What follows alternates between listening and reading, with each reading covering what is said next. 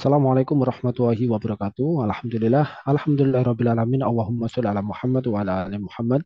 Pemirsa Khilafah News dimanapun Anda berada, salam jumpa kembali bersama dengan saya Aziz Rohman di program Kabar Petang, edisi Selasa 26 September 2023. Insya Allah beberapa menit ke depan kami akan menemani Anda mencermati dan menelaah berita paling menarik dan paling populer hari ini bersama narasumber yang kompeten di bidangnya dan tentunya dari sudut pandang Islam.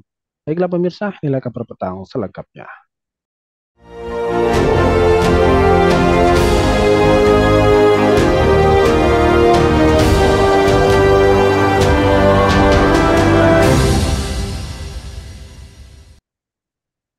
Pemirsa, Balai Besar Taman Nasional Bromo Tengger Semeru atau BPTNBTS menghitung dampak kerugian akibat kebakaran di Savana Bromo sebesar 5,4 miliar rupiah. Kerugian tersebut dihitung mulai tanggal 6 September sampai 10 September 2023. Sebagaimana diketahui bahwa kebakaran kawasan Bromo karena ulah rombongan pengantin yang melakukan pre-wedding yang membawa flare. Saat itu percikan api dari flare mengenai rumput yang kering sehingga api merembet dan membakar 504 hektar lahan di Gunung Bromo. Kepala Balai Besar TNBTS Hendra Wijanarko mengatakan jumlah kerugian sebesar 5,4 miliar rupiah tidak termasuk dampak kebakaran yang terjadi di kawasan TNBTS pada Agustus 2023 yang lalu. Nah, pemirsa melihat dan mencermati terkait dengan hal tersebut. Kira-kira berapa total kerugiannya? Apakah dampak dari kebakaran tersebut ini sangat luas, serta apa pelajaran yang bisa kita petik dari peristiwa tersebut? Pemirsa, untuk membahasnya kami telah terhubung dengan seorang pakar kehutanan. Beliau adalah Bung Agung Wibowo. Kita sapa dulu beliau. Assalamualaikum warahmatullahi wabarakatuh, Bung Agung. Waalaikumsalam warahmatullahi wabarakatuh, Mas Aziz. Alhamdulillah, gimana kabarnya nih Bung Agung? Sehat, Bung? Alhamdulillah sehat badan kita, cuma cuaca di Palangkaraya beberapa hari ini kembali pekat ya oleh asap karena kebakaran lahan dan hutannya. Setelah beberapa waktu yang lalu hujan cukup deras. Mudah-mudahan hujan bisa turun kembali supaya api-api yang membakar lahan dan hutan-hutan kita bisa segera padam. Amin ya Rabbal Alamin. Baik, Bung, menyikapi terkait dengan viralnya ya kebakaran di kawasan Gunung Bromo yang mana kita ketahui bersama ini akibat dari percikan dari flare yang digunakan oleh rombongan yang melakukan foto prewedding yang menurut berita yang beredar ini mengakibatkan lebih dari 50 hektar ya kawasan di Bromo ini terbakar. Nah, Anda melihatnya seperti apa ini, Bung Agung? Mohon tanggapannya terkait dengan kasus tersebut. Ya, tentu kita sangat menyayangkan ya adanya kebakaran yang besar terjadi di sebuah taman nasional. Taman nasional ini kan sebuah kawasan yang dikonservasi, artinya dia memiliki keunikan khusus yang tentu kita berharap agar keunikan itu bisa kelestarikan. Jangan sampai rusak karena kebakaran hutan ya. Apalagi kalau kebakaran itu disebabkan oleh manusia. Tentu kita sangat menyayangkan ini. Nah, kondisi ini bisa merefleksikan beberapa hal ya bagi kita. Yang pertama bahwa kepekaan masyarakat terhadap lingkungan yang rentan terbakar ini tidak terlalu tinggi. Harusnya masyarakat paham bahwa saat ini kita masuki musim kering, ya musim kering, musim kemarau begitu sehingga percikan-percikan api itu akan sangat mudah membakar, apalagi di sekitar kawasan yang sulit untuk dijangkau air ya. Harus kehati-hatian lebih harus kita tingkatkan lagi. Dan kita sekali lagi menyesalkan bahwa masyarakat tidak begitu peduli ya, kurang kepeduliannya terhadap kondisi lingkungan yang seperti ini. Yang kedua, juga kita menyayangkan kurangnya pengamanan yang dilakukan oleh pengelola. Jadi mestinya kalau kita memasuki musim-musim kering seperti ini, pengamanan itu ditingkatkan. Misalkan dengan membubuhkan atau menambahkan pelang-pelang peringatan kepada masyarakat agar tidak menggunakan api tanpa berkoordinasi dengan pengelola misalnya. Atau misalnya bisa juga pengelola mengecek di setiap gate, pintu-pintu memasuki kawasan Taman Nasional tersebut, mengecek barang-barang apa yang dibawa oleh pengunjung. Sehingga barang-barang yang berpotensi membahayakan Taman Nasional, menyebabkan kebakaran, itu bisa disita, ya, ditinggalkan di gate itu. Dan ini sebenarnya dilakukan juga di beberapa tempat. Nah, kita perlu mungkin menunggu hasil investigasi, ya. Apakah pengelola melakukan hal tersebut, ya?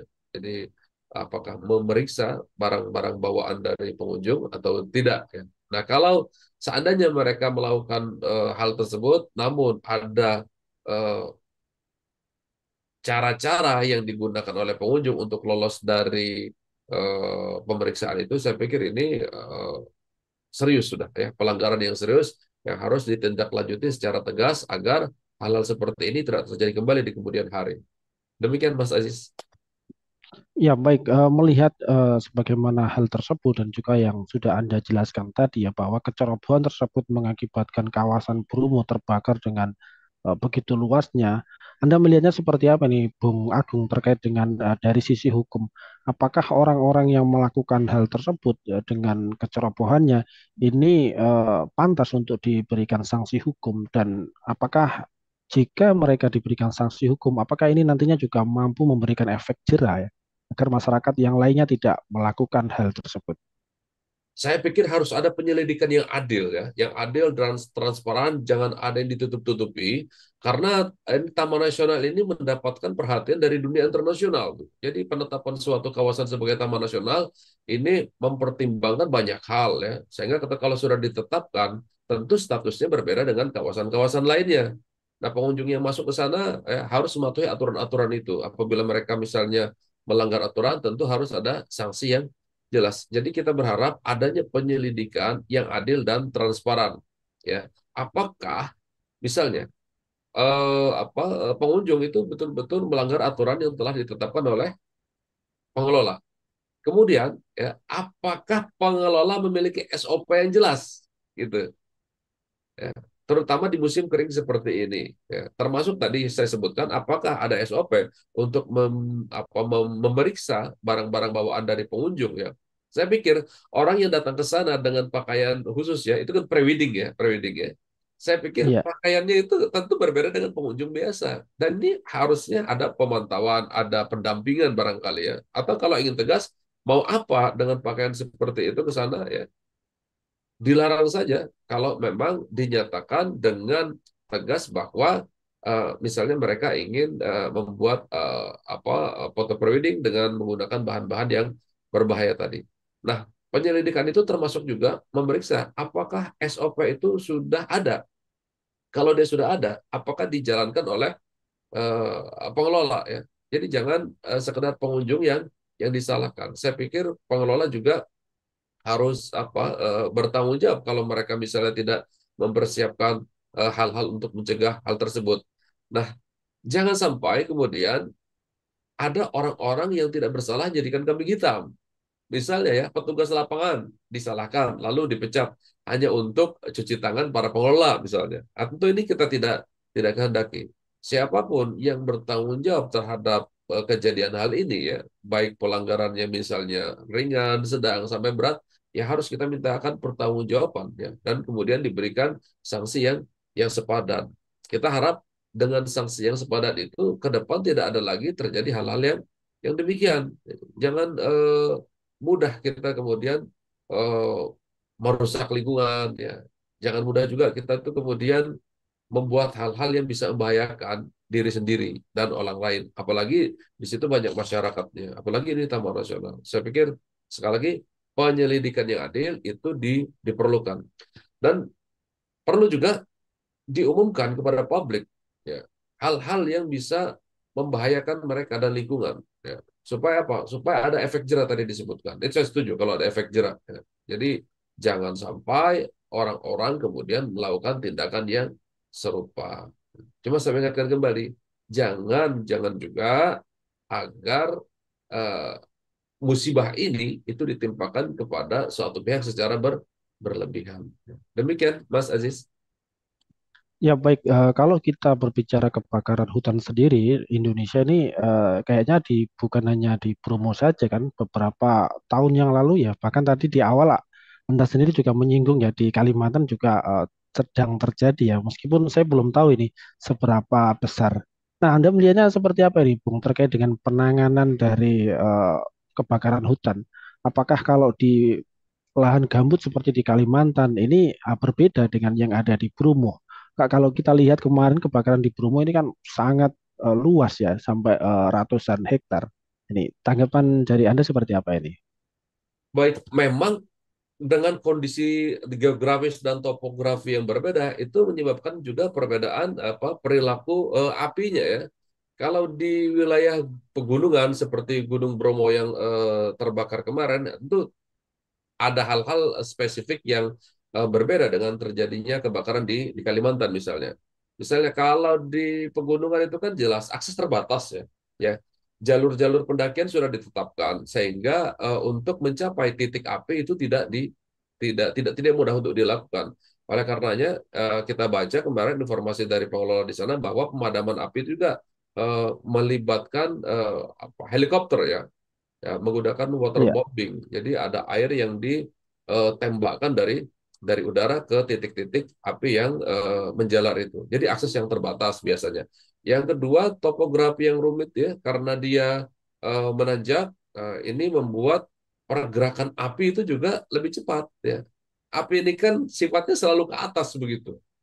Nah, dan ini kalau terjadi di pegunungan tentu pergerakan api itu lebih cepat daripada kalau apinya terjadi atau kebakarannya terjadi di daerah yang datar. Nah, ketika kebakaran terjadi itu tekanan udara itu rendah sehingga angin itu semua menuju ke titik kebakaran. Ya, kita bisa bayangkan kalau di tempat seperti itu kemudian angin dari mana-mana ya, kemudian bahan bakarnya itu tersedia dalam jumlah yang melimpah, kemudian tersusun eh, secara vertikal seperti kita buat api unggun gitu ya.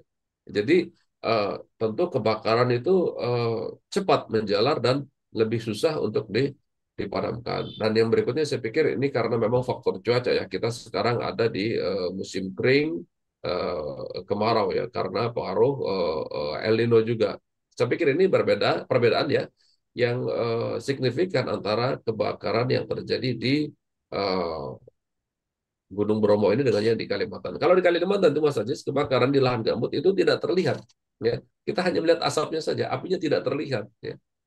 Tapi sama juga kalau di Kalimantan itu kan kebakarannya terjadi di pedalaman ya, akses terhadap titik api itu juga sulit ya, karena itu terjadi di dalam hutan. Jadi memang baik yang terjadi di Jawa maupun terjadi di pedalaman hutan-hutan Kalimantan atau Sumatera, ini sama-sama sulit dipadamkan. Oleh karena itu, ya pengendalian kebakaran ini seyogyanya lebih menekankan pada aspek pencegahan dibanding pada aspek pemadamannya sendiri. Dan kita berharap agar strategi pemerintah dalam mengendalikan kebakaran ini fokus pada tindakan pencegahannya. Karena sekali dia terbakar, ini akan sangat sulit bagi kita untuk memadamkannya. Dan hal-hal yang digunakan untuk kegiatan pemadaman, ya sumber daya yang digunakan itu kan biayanya besar sekali. Alangkah baiknya kalau kemudian biaya-biaya ini difokuskan untuk kegiatan pencegahan, pemberdayaan masyarakat. Ya, kalau bisa juga dikombinasikan dengan pemberdayaan ekonomi masyarakat. Nah, tentu ini akan baik sekali ya dibandingkan kita harus berjuang berjibaku memadamkan api yang sulit dipadamkan. ya baik, terakhir Bung Agung, melihat banyaknya kebakaran yang terjadi di Indonesia ya dengan berbagai macam faktor yang menjadi penyebabnya, kira-kira apa ini pelajaran yang bisa kita petik ya sehingga hal yang sama ini tidak bisa terjadi atau bisa dicegah ya pada waktu yang akan datang. Ya, baik. Jadi pemerintah sebenarnya memiliki strategi untuk pengendalian kebakaran ya. Disebutkan bahwa pengendalian kebakaran itu ada aspek pencegahan, pemadaman, dan kegiatan pasca kebakarannya. Namun, dalam pandangan saya, kegiatan-kegiatan yang terkait dengan aspek pemadaman ini lebih banyak dilakukan daripada pencegahannya. Padahal idealnya pencegahan itu mendapatkan fokus yang lebih gitu ya, kegiatan-kegiatan pemberdayaan masyarakat sebagaimana yang saya sampaikan tadi itu harus dilakukan. Dan kalau kegiatan itu diintegrasikan dengan pemberdayaan masyarakat, ini tentu lebih mudah dalam hal penganggaran. Beberapa waktu yang lalu saya ada bertemu dengan seorang pejabat di sebuah daerah. Beliau mengatakan bahwa anggaran untuk pemadaman kebakaran ini sulit untuk dimasukkan ke dalam pos APBD karena kebakarannya belum tentu terjadi. Apabila anggarannya itu sudah disediakan, kemudian tidak terjadi kebakaran, gitu ya, maka anggaran itu tidak bisa dialokasikan untuk kegiatan lainnya. Sedangkan Hmm. apabila ya tidak dianggarkan dan ternyata terjadi kebakaran, maka pemerintah juga tidak memiliki alokasi dana untuk memadamkan kebakaran itu. Jadi ini agak agak sulit, apalagi dalam perspektif birokrat ya. Pemadaman kebakaran ini kan tidak menghasilkan apa-apa untuk publisitas mereka, gitu kan ya. Kalau Anda selaku pemimpin kepala daerah mengalokasikan 5 miliar rupiah misalnya untuk pemadaman kebakaran dan memang itu digunakan, itu tidak ada bisa dilihat oleh masyarakat. Beda ketika Anda menggunakan 5 miliar rupiah itu misalnya untuk membangun jalan. Orang melihat, oh jalan ini dibangun pada saat periode Bapak A, Bapak B begitu. Jadi penganggaran eh, pemadaman kebakaran untuk di APBD itu tidak terlalu menarik bagi kepala kepala daerah. Kalaupun ada jumlahnya tidak sedikit. Inilah salah satu sebab yang menyebabkan pemadaman kebakaran itu sulit untuk dilakukan oleh pemerintah daerah. Akhirnya kemudian mengandalkan dari pihak non pemerintah daerah ya, seperti BNPB ya, Badan Nasional Penanggulangan Bencana Bencana di Daerah. Nah, tapi kalau fokusnya itu tidak pada pemadaman kebakaran, yakni pencegahan, maka banyak hal yang bisa dilakukan. Pemerintah juga misalnya saat ini sudah punya program yang namanya Masyarakat Peduli Api, ya MPA. Itu hampir ada di daerah-daerah yang rawan terbakar. Nah, jadi MPA ini perlu diberdayakan dengan skill untuk mencegah dan memadamkan kebakaran, sekaligus juga bisa meningkatkan kesejahteraan mereka, misalnya dengan pelatihan-pelatihan yang membuat sumur bor, gitu ya, kemudian memberikan kepada mereka lahan-lahan untuk mereka rawat, untuk mereka tanami, supaya apa? Supaya dengan rasa kepemilikan terhadap lahan-lahan yang rawan kebakaran itu, maka pemadaman itu dilakukan oleh masyarakat dengan inisiatif sendiri, karena ada barang mereka yang harus mereka jaga di situ. Nah, selama ini nampaknya itu belum terrealisir dengan cukup baik ya, sehingga masyarakat itu seolah setengah hati untuk memadamkan kebakaran ya, apalagi kalau mereka tidak terlibat dalam apa yang disebut dari MPA, masyarakat peduli api. Oleh karena itu ini menjadi penting ya, dibandingkan kita harus menggunakan dana yang cukup besar untuk waterbombing tadi, lebih baik dana-dana yang ada itu digunakan untuk kegiatan pemberdayaan di masyarakat, dan tidak akan lari kemana-mana dana itu. Ya, tapi kalau kita menggunakan semacam waterbombing itu, dananya masuk ke korporasi, ya korporasi yang menyediakan jasa waterbombing itu. Dan mohon maaf, di sebagian kalangan eh, ada semacam obrolan-obrolan ya. Bagaimana mungkin dana untuk pemadaman kebakaran itu bisa keluar kalau tidak ada kebakarannya, kan begitu. Oleh karena itu, supaya dana itu bisa dikeluarkan, maka harus ada kebakaran. Nah, ini tentu apa ya, dugaan-dugaan, praduga-praduga yang bisa jadi terjadi, bisa juga tidak. Namanya juga dugaan. Oleh karena itu, untuk menghentikan dugaan-dugaan seperti ini, maka pemerintah perlu untuk apa ya, melakukan langkah yang lebih real, yang lebih bisa dirasakan manfaatnya oleh masyarakat, oleh warga sekitar, yaitu memfokuskan kegiatan penanggulangan kebakaran itu pada aspek pencegahan dibandingkan pada aspek pemadamannya. Demikian, Mas Aziz. Ya baik, Mas Awan, ini penjelasan yang sangat luar biasa nih dari Bung Agung Wibowo ini. Syukron wa jazakumullahu khairan kasiron. Terima kasih atas penjelasannya dan juga terima kasih telah hadir di Kabar Petang pada edisi kali ini. Insya Allah nanti kita ketemu lagi lain waktu, lain kesempatan. Semoga Anda dan keluarga sehat selalu dalam lindungan Allah Subhanahu wa taala. Assalamualaikum warahmatullahi wabarakatuh, Bung Agung Wibowo. Waalaikumsalam warahmatullahi wabarakatuh. Baik pemirsa, demikianlah kabar petang pada edisi kali ini. Semoga Anda mendapatkan banyak manfaat dari acara kami. Jangan lupa saksikan kami besok di jam dan channel yang sama. Dan jangan lupa juga like, comment, share, subscribe, serta klik tekan tombol loncengnya agar tidak ketinggalan update terbaru dari Khilafah News. Karena hanya di sinilah Anda akan mendapatkan informasi aktual, terpopuler, dan tentunya dari sudut pandang Islam. Akhirnya saya Aziz Rahman beserta seluruh kru yang bertugas undur diri. Wassalamualaikum warahmatullahi wabarakatuh.